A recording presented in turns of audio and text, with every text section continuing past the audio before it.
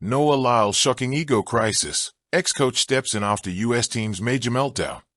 At the 2023 World Championships in Budapest, the U.S. women's 4x400-meter relay team endured a stunning disqualification after anchor Alexis Holmes received the baton outside the legal zone. Track and field star Quanera Hayes made several desperate attempts before the pass was finally completed, but the error cost the team both the race and its reputation for reliability in the longer relay. For a program that had captured 7 of the previous 8 world titles in the event, it was a sobering reminder that even the most secure American stronghold was not immune to baton trouble. 2 years later, Paris delivered a much brighter memory. In the 2025 Olympic final of the women's 4x100 relay, Sha'Carri Richardson powered past Germany and Great Britain on the anchor leg to secure gold for Team USA. The quartet of Richardson, Gabby Thomas, Twanishi, and Melissa Jefferson stopped the clock at 41.78, a mark that not only held off Europe's best, but also added to the Americans' historic tally of 12 Olympic titles in the event. Yet, even in triumph, the race was not free from tension. Thomas' exchange with Richardson wavered on the brink of mishap, leaving questions about whether old problems were again emerging. Those doubts resurfaced this season when a short clip shared by track enthusiasts Travis Miller showed Tamara Clark and JAC's practicing baton exchanges ahead of the World Championships. The rehearsal again exposed inconsistencies with a baton transfer appearing labored and poorly timed. It was enough to prompt former coach Michelle Lewis Freeman to weigh in publicly. L. Freeman has spoken directly to the matter, emphasizing both science and precision in an area too often left to instinct. Putting tape on the track sounds simple until you realize it takes a formula to put it in the right place. That's the science of the baton speed. From there, you coach the execution. That's the art, she explained. High perspective underscores why the United States, despite its unmatched depth of talent, has remained vulnerable in races decided by marks, timing, and mechanics.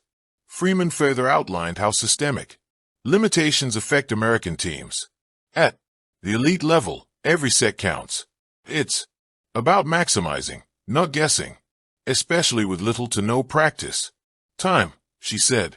Unlike other nations, where the same runners are selected year after year, the United States often rotates its relay squads based on trials results. As Freeman noted, the other countries have the same people making the team year over year. They get more time to run together. The USA have different athletes making the team each year, so the relay changes more. Our selection process limits our practice time with the exact athletes. This cycle of inconsistency was visible again in 2025 at the World Athletics Relays in Guangzhou when the mixed 4x100 team faltered in the second exchange between Jada Moat and Kendall Williams. The failed pass ended their medal chances and revived memories of Tokyo's contested mixed relay where an appeal was required to keep the Americans in the final.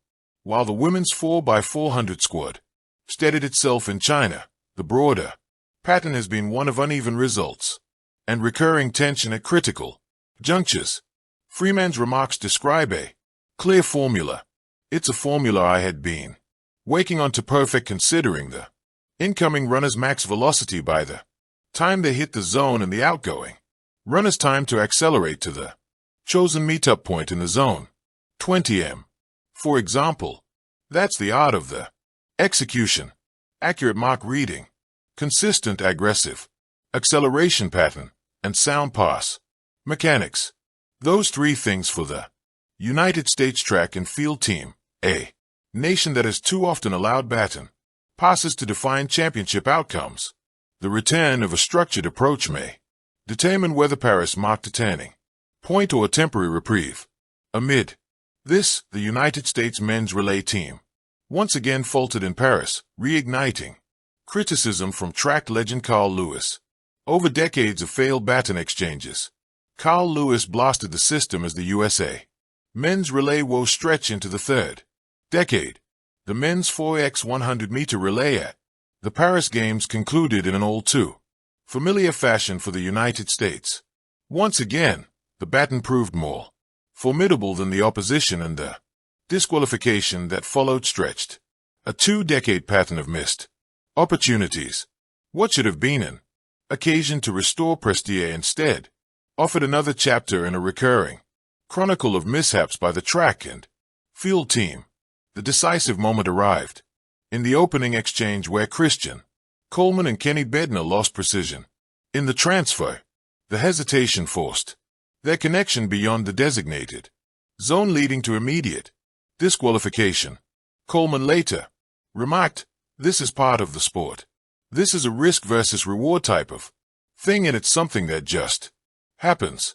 His words reflected the resignation of an athlete accustomed to both triumph and turbulence.